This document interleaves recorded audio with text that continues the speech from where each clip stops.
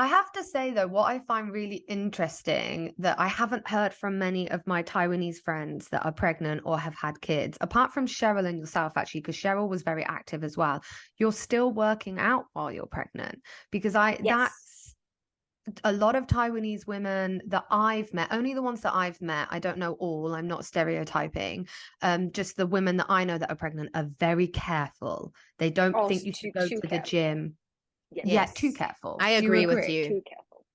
Yeah. I have to add, careful. Jessica, I think it's because you could hold your twins in and incubate them for so long. It's because you're so fit. I read a study that they say the fitter the mom, the more you can hold it till your due date or get them to full term. I'm not saying that if you're not fit that you will give birth early. They just show studies that that's when your baby is meant to come out. It's usually at the time, and like the lungs are fully developed, and so then you go into labor. So I think that's really great. Oh, I agree with you said and Coach said, because all of them are all around the family or friends, when they know I'm pregnant with twins, the thing that I hear is like, be careful, be careful, and be careful. Constantly. And I think, 小心. Yeah, 小心, 小心. Even my mom say, 小心走楼梯要小心，走路要小心. So I think why that encouraged me to not like being totally opposite way, because first of all, my husband, he's also like really active too. And you know, the American their culture is feel like you don't need to be 小心 when you're pregnant. I saw a lot of video like mommy are running and pushing another baby car. That's why they have a called baby jogger. You know, baby jogger stroller. Yeah. So I just feel like if they can do it, why not me? And my doctor encouraged me, say, you're fine. Go exercise, do more, do whatever you want. And just well, I remember what he said really inspired me. It's like he said, pregnant, it's not a disease or it's not sick. It's just a human being, normal. So do whatever you want and just feel comfortable doing it. No worries. Do it in moderation, right? They say. Yeah. It's he said pregnancy is not sick. It's just a normal thing happen to a woman. So you don't need to stop everything or you like because you're pregnant. Yeah. Not dangerous way though, but like you can do exercise, running. If you feel comfortable, just do it. Yeah. So I think also my doctor encouraged me a lot. That's why I feel mentally say, okay, I'm fine. So that's why I can do all of things with twins. Yeah. I think that's really refreshing to hear from a woman, especially a woman that was pregnant with twins. And Taiwan, it's really also. I was about to say in Taiwan. Yeah, because I knew a woman who was pregnant, and when she found out she was pregnant, I kid you not, like whenever she walked, it would be like she was walking very carefully. Like, I remember Kat was like, I knew she was pregnant, and I was like, why? She's like, she was walking so slow, and I'm like, what? You knew she was pregnant? She was being really careful. And then I was like running around school, like, you know, not really caring. I remember I was moving, like lifting boxes and doing things like because I didn't change lifestyle when I was pregnant. So I just carried on, you know, walking every day. And then lots and lots of amas and even some doctors. Not my doctor, but some doctors would say if you have a high pregnancy risk, listen to your doctor, don't go and exercise. But if your doctor says, like mine was a very low pregnancy risk, like I had no issues. My pregnancy was perfect. I don't know how you were, but like I enjoyed my bump and I did everything. I did not have any issues. So for me, when I see it, I'm always like, that's weird. Like, I don't know. I wasn't like that. I wasn't very careful. Yeah. Oh, you're lucky. I hear some like some of a horrible story that scared me a little bit. Like you will vomit all the way until birth. Like have the morning sickness. Yes. All the way until birth, or like you know how twins can happen, like bed rest starting from like really, like when I have a bed rest in the hospital, the girl that next to me, she been laying there for 17 weeks. Oh God. So she needs to lay in there all the way until, 39 or 38. Oh yeah. That's a lady in my building. She is a older mom. She was pregnant at the same time. She was in bed rest since 14 weeks pregnant. 14 weeks. I was so shocked. I was like, what? And she's like, I can't do anything heavy. She was bleeding a lot. Yeah. You Not can't. You only need is to. that, yeah. So like, I don't want to say that, but I don't want to scare people. But bed rest is important. nothing fun. Yeah. Nothing No, fun. that You need to pee on the bed, poo on the bed. Oh. You can't leave. You can't leave the bed. They won't let you leave the bed because. Oh my God. Why it's called bed rest? Because you can. Some women have like really dangerous. Like if they sit up or stand up, the baby will literally just come out. Yeah. Oh my God, what do you mean just come out? Like literally just come out. It's like like that's why they tell you to bed rest. Yeah, sometimes they need to do like some special sewing surgery to sew the womb, right? Yeah, close the womb to prevent not stop your baby. Protect your baby to come out. I did not know that. I know. So when I say like when you can go exercise, doing things you like to do, you want to do, but still go with your feeling. Yes, if and you also don't feel okay, just don't stop. do it. Yeah. Also, I read that with exercising, you're fine to exercise as long as you can still talk while you're doing your exercises. If you can't talk while you're exercising, then you're doing too much. Yeah. That's what I read. Yeah. Also, my doctor said, like, just continue doing, like, if you are someone that goes running, go running. If you are someone that is active, be active. But he was like, don't be one of those people who are like, oh, they never did exercise before, and then suddenly when they're pregnant they start exercising, because he was like that can have a negative effect actually, and actually make you have important. a high pregnancy risk. Because I asked my doctor, like, is it okay if I go running 6 kilometers? He's like, did you run before? And I'm like, yeah. And he's like, okay, that's fine. He was just like, just don't start something because you think, oh, I need to be active now because I'm having a baby. No. Yeah, that's really important. That's what my doctor asked me too. Like, if you do you exercise before, or did you do those things before? I said yes, and then he said do it. But if you didn't, don't do it. Yeah. I have to ask a question because I really want to know. I really like. I think I messaged you about this also, Jessica. So, what aftercare did you choose? Did you do the 月子中心, the mummy hotel, or did you do confinement at home, or did you not do confinement? Like, what did you do after labor?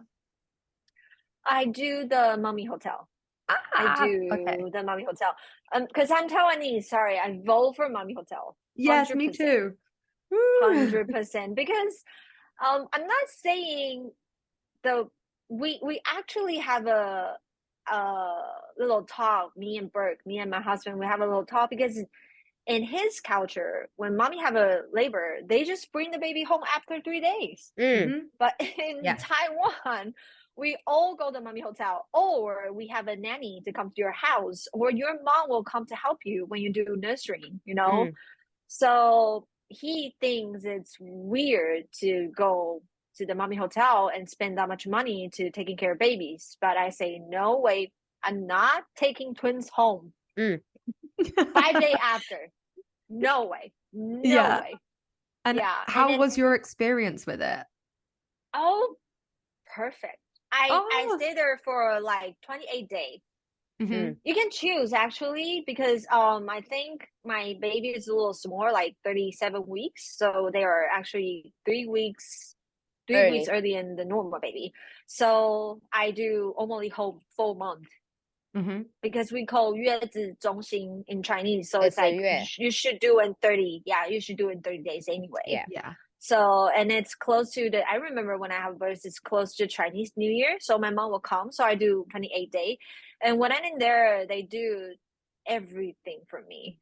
I mean, besides breastfeeding.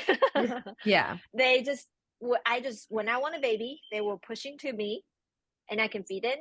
When I feel like I want to rest, I can push it back to the baby's room and I can have my own time. to have rest, to have quiet. I just need to focus on my boobies. Yeah. Yeah, that's the only thing, because after a big birth, you just want to rest. Yeah. You need rest. Your body will literally tell you need rest.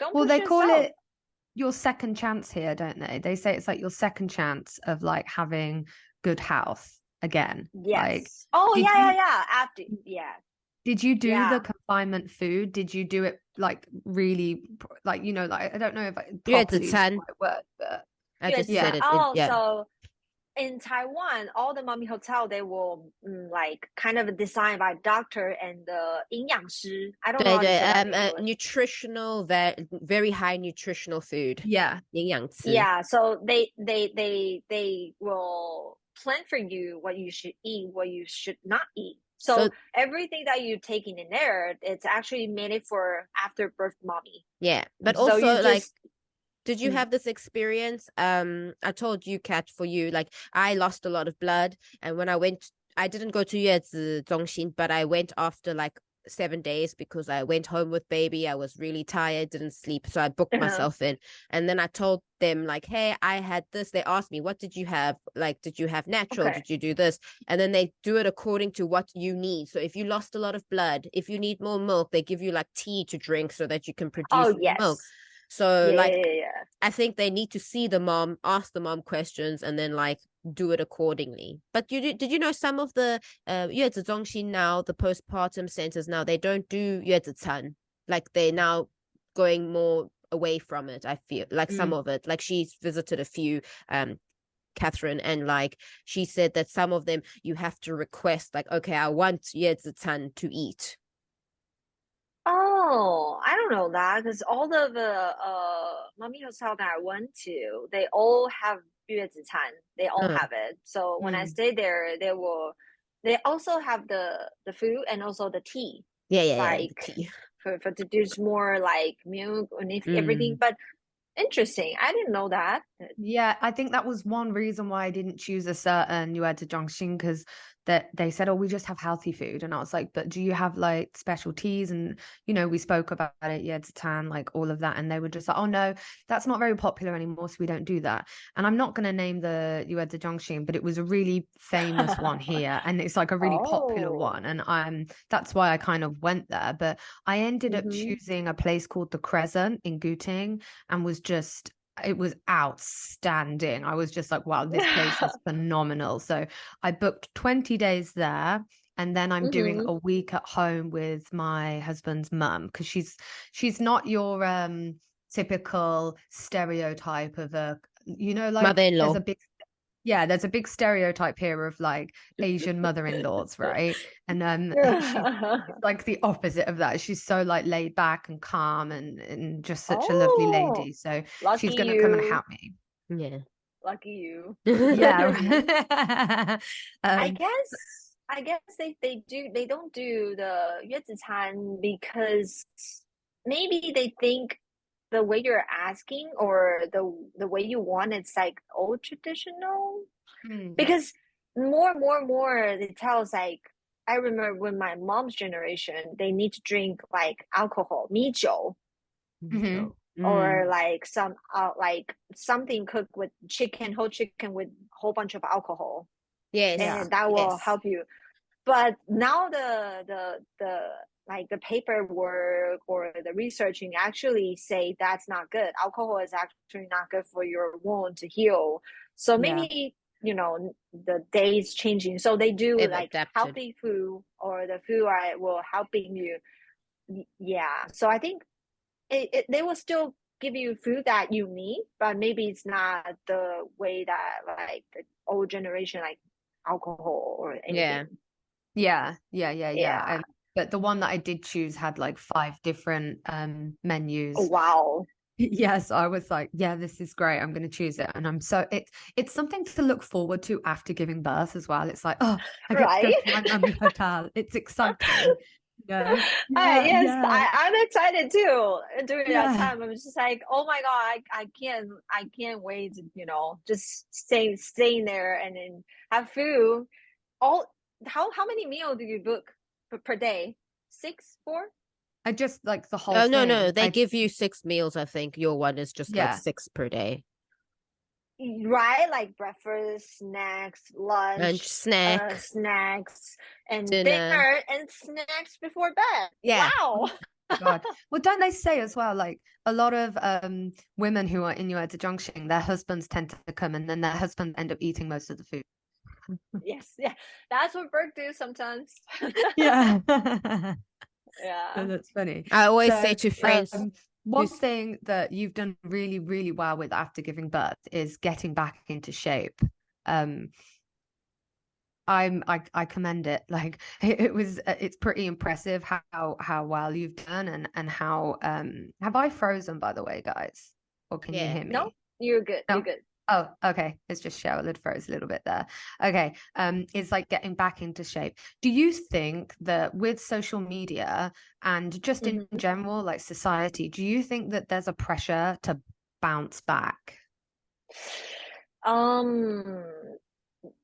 Definitely, yes. Because I share on my Instagram and I don't mind to share to people like I actually have a pretty serious postpartum depression.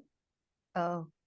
Yeah, I shared on my Instagram, and because I think postpartum depression is actually really important to tell all the women you need to be careful because it happened. It just happened. It doesn't matter your genes or how well you prepare, how strongly your mental health is, or you have a great husband, or it's not about that. It's about it will happen randomly. You don't know. Don't know when. It's like your hormones are going crazy. Yes. So yes, it's nothing you your can hormone control. like it's just. I can relate. Yeah, I had postpartum depression. Yeah, so I never why do I want to share this on my Instagram, because I just wanted people to know this is common and it's normal and it's important, because before I have birth, only one friend of mine are reminding me, hey, you need to be careful with this. That's all. Doctor didn't say a word about this. A word, not at all, in Taiwan. So I was shocked, and I was like, I don't know what should I do. I couldn't sleep. I just negative thoughts and don't want to stay with babies. It's just really serious. If you're interested, you can go read the post that I made. But yeah, it's just definitely. Yeah, so if you ask like doing social media and with twins together, I think it's not that easy, especially growing Instagram. Sometimes it's all about numbers. When you stay behind the screen, you will see how many like you make, how many follow you get, and like how did you get sponsored. It's you need to find the way that you don't lose what your goal is. Yeah. Although you will just drown in by all the numbers. So do you think exercise helped with your postpartum depression? Definitely. Really? Going out. Because I remember when I have the worst timing, it's like when the pandemic really hit Taiwan. Every day it's like a thousand of patients go to hospital. So my mom deferred me to go out, and I don't want to go out because it's dangerous, and I have just a newborn baby. Yeah. So we kind of just locked down in the house. I think that really affected me a lot. I think being a healthy mom after you have pregnancy, I will want to just holding my baby or put in the stroller and going out. Yeah. Because you always stay home. You should change your like how do you say that? Like experiments. You don't stay in one place. Yeah, your atmosphere. Yeah, because like especially like I'm work before. I always go to work. I always see a lot of people. But when you have baby, you just baby and you. Yes. Baby with your mom, or just everything is just every day the same. It's that's the problem. It's very lonely when you become a mother, to be honest. Like I always tell people that, even though everyone's like, oh, it's so nice that you've got your dream, you wanted a baby. Because I suffered also really badly from postpartum depression. And when I used to go to comfort from friends or family to say I'm really struggling, instead of being supportive, they were very much like, why are you complaining? Your child is healthy. And wanted you this. are eating well, yes, and you want baby. That's all you want. Why you're sad right now? Yeah, I thought your dream come true. I hear lots of this thing and lot, I even question myself. Yes, like, and sometimes why this? I just want to. I posted about this also on Instagram, just for like, because mine's on private. I do say, like, as a mother, you still want to be known as not a mother, like, because you're still a person yourself, and you're just looking for comfort, for someone to say it's okay that you're feeling this way about your child, about being a mom, and just having someone just tell you, or just listen and be like, it's okay. Because exactly what you said, being indoors all the time, like I used to say to people, like, I just need to go for a walk around the block, like by myself. Just get out, have a different change of atmosphere. It just makes you feel so much better. It's a very, you can't explain it when people ask you, what are you feeling? It's so hard because it comes in waves, and it's almost like a wave hitting you in the face. So you're fine, and then it hits you, and you get this overwhelming, unbearing feeling, and then it hits you again. But if you've not experienced it, it's hard for you to imagine what this feeling is. It's really hard to explain to people. If the people who have depression before, it might be easier. But postpartum depression is just happening after you have a baby. It's just hard to tell people what you're faced for, because having baby is actually a happy thing. But what you're facing for in your brain is a sad thing. So sad. Everything you've seen in this world, when you're in that mode, it's just sad. So sad. Everything is sad. You feel like you sorry for a baby to become my children, something really negative thoughts. And when those things hit me, I don't expect that, and I just feel like, how can I get over this? I'm so a happy person before. What's going on with me? Like, I just feel like so many questions in my head, and I can't get over it. And I think it's really good that you put it on your social media, especially in Taiwan, because sometimes I think that Asian countries aren't as, I don't know how to say it, I wouldn't, as accommodating. They don't really open mind or as really mental health. They're not empathetic. They don't really, They and I think talk about this is like not something and I think you sharing it is going to help a lot of mums out there. And I know that Cheryl spoke about it a lot on her on our podcast and her Instagram, and like for me as well, like I'm worried about that, obviously, after giving birth. But what does give me a little bit of support is knowing that one of my best friends, Cheryl, has been through that, so that if I am going to suffer with that and my boyfriend doesn't understand how to deal with that, or his family or whatever, I know I can call Cheryl. And I hate you have two now. And I can ask for advice. Like, I hate the fact that, like, when I listen to like Cheryl's story, she kind of went through that because we weren't friends at the time. We didn't know each other at that time. And I hate that, like, you went through that without your family being here, and without that support system, and I think that's why I remember you telling me a story where you just got to the point where you just had enough, and then you just literally in your underwear ran to a Yuerzi Zhongxing, which is like downstairs from her building. Like, take my baby. I literally walked in there. I was in my breastfeeding bra, in these, like, you get those like tights, those short tights. I had that over my belly. I took my 7-day-old baby, and I walked in. She was just in a diaper, and I walked in there, and I just started crying, and I said to them, like, can you take this baby? And the woman was like, Mama, I need some. And I'm like, I can't do it. I don't want this child anymore. I've made a big mistake. And I was so dramatic. Oh my God. You have a serious one too. Like, I said to them, like, if you don't take my baby, I love my baby, but right now I was like, I cannot be her mother. I said to my husband, like, I feel so bad for this child to have a mother like me. Like, at that time, I thought that my life is over. I have exactly same thing. I was like, my life is over. Exactly same.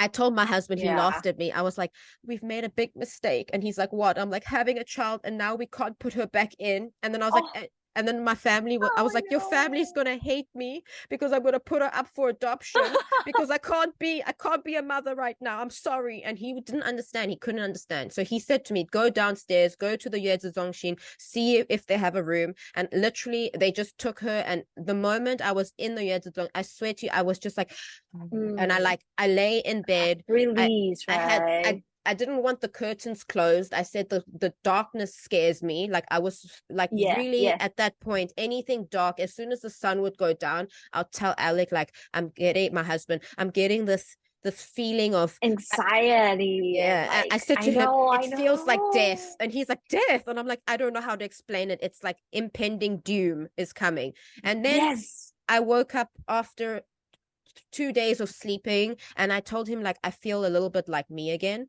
And I was like, I need to just that's the same feeling. I feel like the meat I know coming back a little bit. Sometimes it will go away and then I just like in the dark womb. You talk about adoption. I also say the same thing with my husband. I say, I love my baby, but I just want to, I'm sorry, I want to give away. And I say the exact same thing. I think I love your family, but your family will hate me. And my husband couldn't know. And I say, if I can't do this, and if I don't do adoption, like, you will lose me. I think I will go, crazy. Can I say this words here?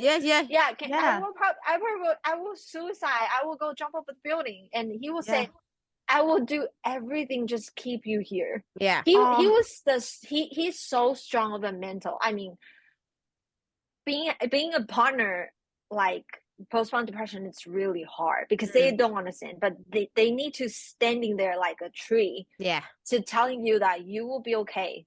And whatever the feeling that you have, just telling me. And I just couldn't imagine how he processed that. Because like you said, you want to give away your kids. You don't want to see them.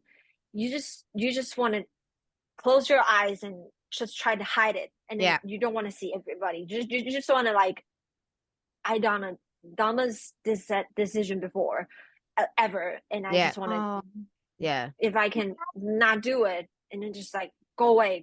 I don't want my kids. Can I ask you guys, how long did your postnatal depression last? Roughly. Can you remember how long it lasted and how long it took for you to kind of like get like to come out of it and find yourself again? To be honest, I think I had it really bad the first few months of having a small baby, and then I thought I was fine, like I felt like me again, but I think it took me like till my daughter more than a year. But it's not like that it's not that I was crying every day. It's like you cry, you have these emotions, and then you feel like you're better, but there are little snippets of it coming back again. And I think it took me a long time. Like, I think even now sometimes I still feel a little bit of that feeling sometimes, but because my daughter's 3 now, it took me about a year and like a good year and a half to like really get over this.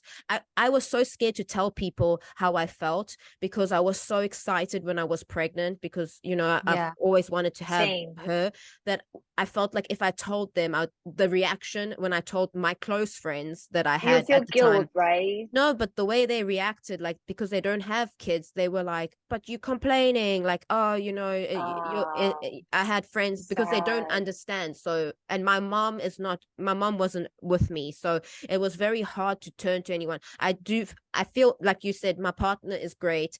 He didn't know what to do. He would just sit and stare at me. I had my cousin who is living here as well, came and would sit with me while I would cry.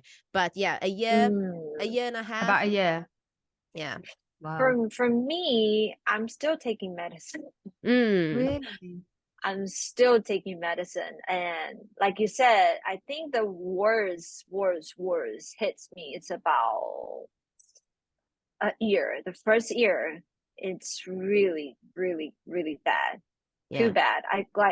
I remember my mom recording me after I have a baby after 5 months, and she say, "Oh my God, that's the first time I hear you laugh." Because I am a happy person before. I'm laughed so much. My laugh was so loud. And she was tearing down, say, "Oh my God, my daughter's finally laughed." Yeah. But like you said, it hit me again, back and forth, sometimes up, sometimes down. But actually that's normal though. Like the emotional should go up and down. Yeah. That's what doctor told me. I learned something. So about a year, I was really bad situation. And now there are 1 year, 7 months. I'm still taking pills, but it go like this, like up and down, by going uphill. I still feel down sometimes still, like right now, but it won't struggle for too long. And I will come out like normally. But I know the feeling. I kind of friend with postpartum depression right now. So when I feel down or something, and I know I need to do something different to make myself back, like exercise or read book, or like going out, hang out with some friends, or just talk to people who are like close to you, close friend, or who knows your feelings and will make you feel better. I feel like we're coming to the end of the podcast now, and we don't have too much time. I know you're a busy mum, but there's so many questions I want to ask, especially. Okay, we can have like second. Yes. We definitely should, because I want to talk to you about how you balance life being a mum, and maybe talk about what you do now, because we don't know what you do for work, so we can keep that like a secret until we come back. So we definitely should. But thank you for sharing. That's really honestly, thank you and thank you for being so honest. Like honestly, it's been a great podcast. We had so many things we wanted to ask you, but actually it's been a great educational podcast for mums. I really think so. And I think that's why we definitely, now that we've started, so anyone listening to the podcast, if you want to go and watch on YouTube and see the Chinese subtitles, please do, because I really feel like we need to reach more Taiwanese women as well. And just to wrap it up, can you tell us where we can follow you and find you if our followers want to come and take a look at your past post? You just type Jessica Xu HSU and 1225 and Instagram. You can see me. And if it's on Facebook, you just type Kai. Can I speak in Chinese? Yes. You just type let me see. I can't even remember the name. Sorry, because it's always doing on Instagram. 西卡与波凯的凯乐生活. And you can you can see me on Facebook. Perfect. Okay, thank you so much. Before you leave, can you just give us one tip for me? I'm being selfish now. For me and for other expecting mums, like what's the one little bit of advice maybe you would give to expecting mums? Yes. Choose your partner. Very important. Sorry, that's so important. I mean, before you become a mom, please think through it. This is the partner that you want for your whole life. Yes. Before kids. Very good. That's so important. Really important. Okay. If you see something not going wrong, or don't decide to have kids with this partner. Red flags. Yes. Oh, thank you so much, Jessica. I'm really excited to put this episode out. I think a lot of people are going to really enjoy it. Yeah. Thank you so much. Thank you. It's really, really happy moment for me. And too. Nice to meet you. Nice to meet you. Thank you, everyone. Thank you. Bye-bye. Bye.